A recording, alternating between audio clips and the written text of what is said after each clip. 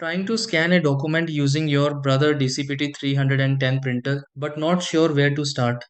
Many users can print perfectly fine on the Brother DCP T310, yet scanning feels confusing the first time, especially when trying to save paperwork to a laptop or organize important files digitally. Sometimes the scan option seems difficult to find, the document doesn't appear on the computer immediately, or users are unsure how to position the page correctly. Whether you want to scan school papers, office documents, IDs, receipts, or forms, the process becomes much easier once the printer and computer are connected properly.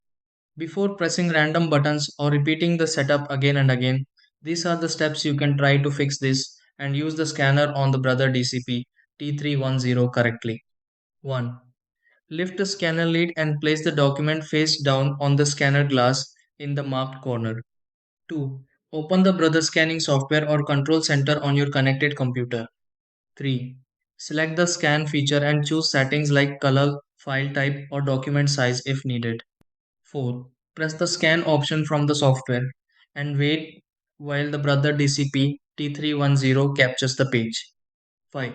Preview the scan file, make any adjustments if required, then save it to your preferred folder.